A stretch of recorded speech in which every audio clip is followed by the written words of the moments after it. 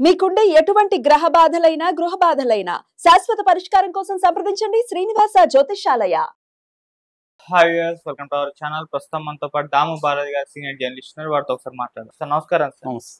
Sir, ఒక తల్లి తన 3 ఏళ్ల కూతుర్ని చంపుకున్న ఘటన ఇప్పుడు దేశవ్యాప్తంగా కూడా వైరల్ అయిపోతుంది. అంటే రాజస్థాన్ అజ్మీర్ లో జరిగింది ఘటన. ఒక తల్లి తన 3 ఏళ్ల కూతుర్ని నిద్రపుచ్చుదామని చెప్పేసి లాలిపాట పాడింది, నిద్ర పుచ్చేసింది. ఆ తర్వాత పాప పడుకున్న తర్వాత తీసుకెళ్లి నీళ్ళలో పడేసింది, చంపేసింది. సో ఇప్పుడు ఈ ఘటన అందరినీ కూడా షాక్ కి గురి చేసింది. దీనికి కారణం ప్రియుడు అని కూడా చెప్తున్నారు. మరి ప్రియుడికి పాప నచ్చలేదని చంపేశారని కూడా చెప్తున్నారు. అసలు ఏం జరిగింది ఈ ఘటనలో? ఎవరి ఆమె? ఎందుకు చంపేసింది? మరి వీళ్ళ తండ్రి లేడా? దీనికి సంబంధించి ఎటువంటి వివరాలు ఉన్నాయి, మీరేం చెప్తారు? ఇది చాలా దారుణమైన సంఘటన. ఆ సీసీటీవీ ఫుటేజ్ చూస్తే మనకు కూడా ఒళ్ళు జలధరిస్తుంది. అంటే ఒక ముద్దులకి 3 సంవత్సరాల పసి పాప చాలా క్యూట్గా ఉంది.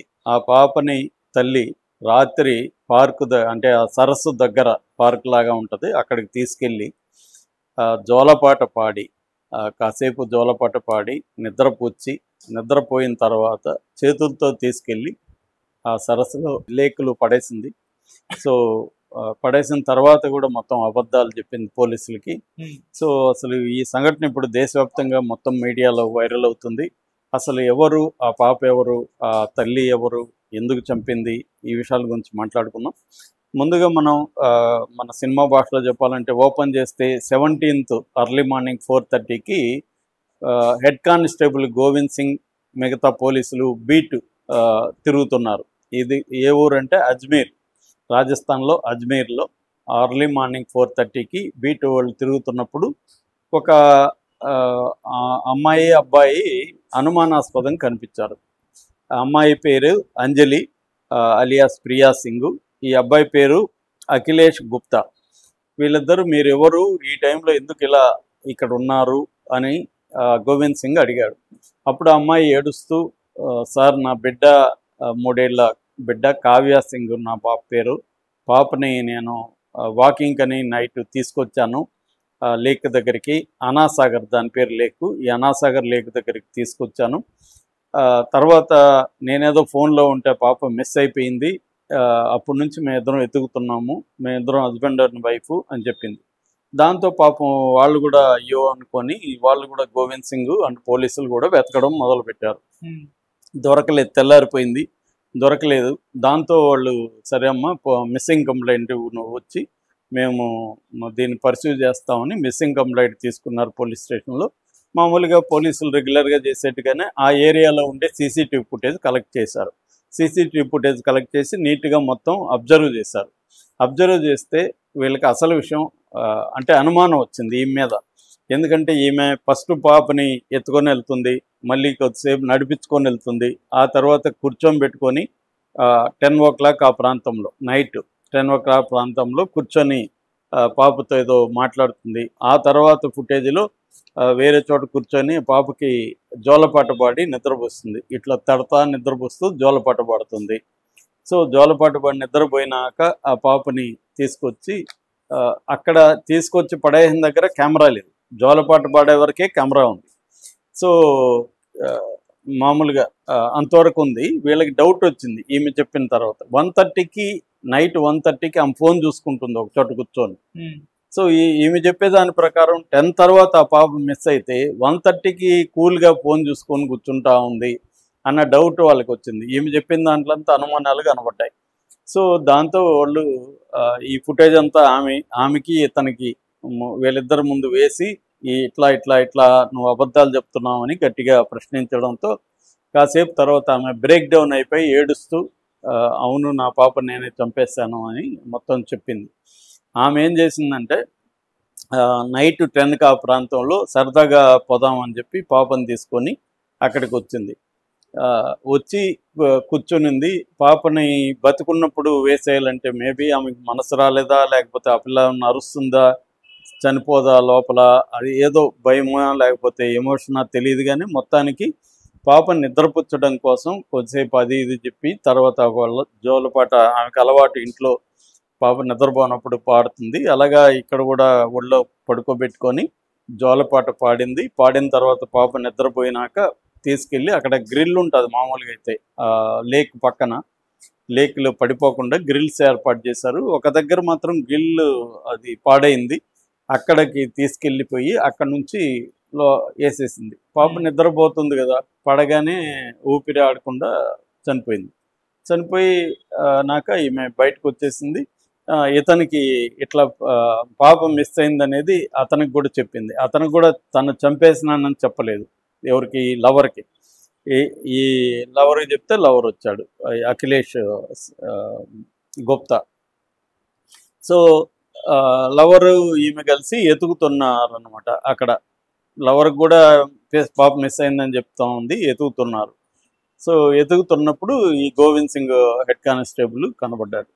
సో తర్వాత ఈమె బ్యాక్గ్రౌండ్ ఏంటి, అసలు ఈమె ఎందుకు పాపని చేసింది, ఇవన్నీ విచారణ జరిపినప్పుడు పోలీస్ వర్షన్ ఏంటంటే, ఈమె పేరు ఇందాక చెప్పినట్టుగా అంజలి ప్రియా సింగ్. ఈమెకి అరౌండ్ 28 years. ఈమెది యాక్చువల్గా ఉత్తరప్రదేశ్లో వారణాసిలో సకుల్పురా అనే ప్రాంతం. అక్కడ ఈమె 4 ఏళ్లకు ముందు రాజు సింగ్ అనే ఒక అతన్ని పెళ్లి చేసుకుంది. వీళ్ళిద్దరికి పుట్టిన పాపే ఈ కావ్య సింగ్ పాప, 3 ఏళ్ళు. సో ఈ రాజు సింగ్ నిలకడగా ఒక జాబ్ చేయకుండా అవి పనులు చేసేవాడు, డబ్బులు ఇచ్చేవాడు కాదు ఇంటికి. రాను రెంట్ కట్టడం కష్టమైపోయింది, ఫుడ్కి ప్రాబ్లమ్స్ వచ్చేసాయి.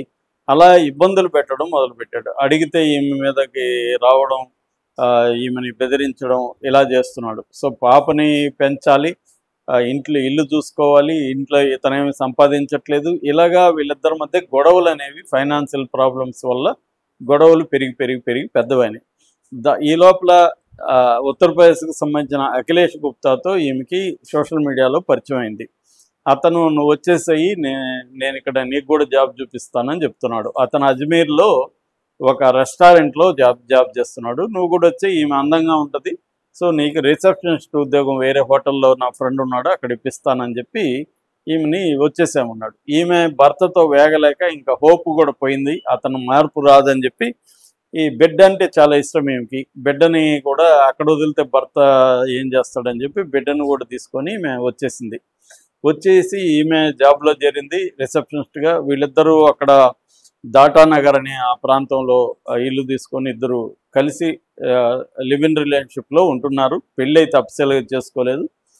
అతను ఈమెను బాగానే చూసుకుంటున్నాడు అఖిలేష్. కాకపోతే ఏంటంటే అఖిలేష్ కొంతకాలం నుంచి ఈ పాప పట్ల కొంత వ్యతిరేకతతో ఉన్నాడు. అంటే నువ్వు ఎవడికో కని తీసుకొని వస్తే నేనెందుకు పెంచాలి, నేనెందుకు నా పాపలాగా ఫీల్ కావాలి, నాకు ఈ పాపను చూసినప్పుడంతా నీ మొగుడు గుర్తొస్తున్నాడు, మొగుడుతో నీ రొమాన్స్ గుర్తొస్తుంది, అది నేను తట్టుకోలేకపోతున్నాను అని అతను ఈమెను ప్రెజర్ చేయడం మొదలుపెట్టాడు.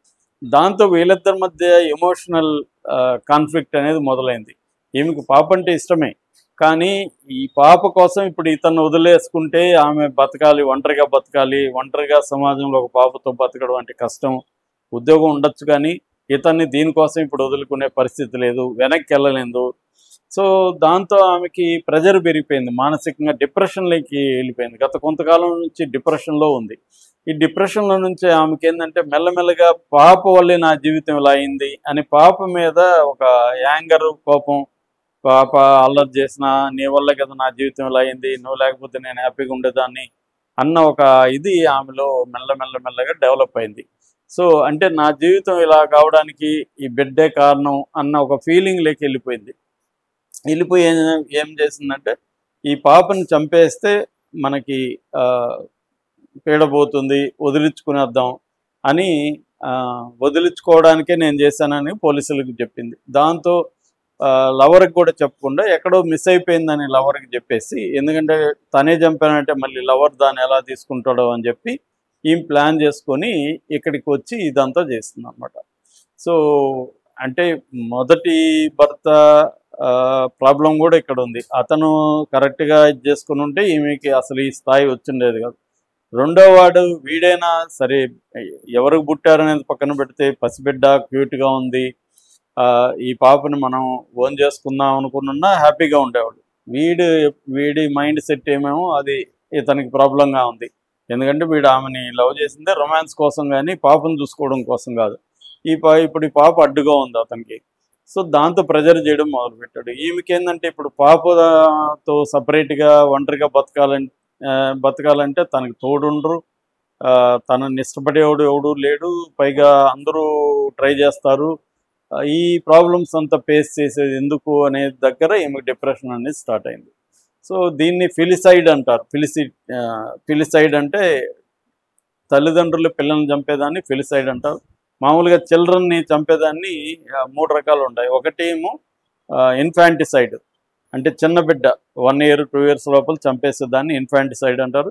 అసలు గర్భంలోనే ఆడపిల్లని తెలిసి చంపేసేదాన్ని ఫొయిటిసైడ్ అంటారు.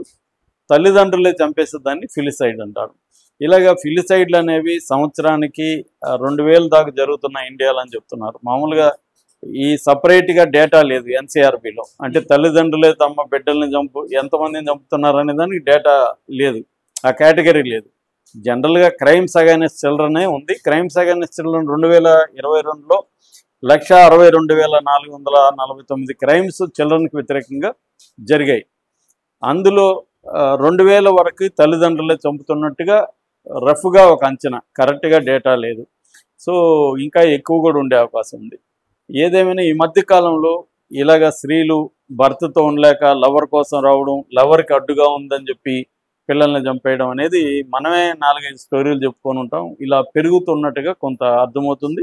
లెక్కల ప్రకారం కూడా చిల్డ్రన్ మీద వైలెన్స్ 2021తో పోలిస్తే 2022కి 8.7% పెరిగింది. ఓవరాల్గా చిల్డ్రన్ మీద హింస అనేది ఇండియాలో పెరుగుతున్నట్టుగా మనకు అర్థమవుతుంది. Okay sir, thank you so much.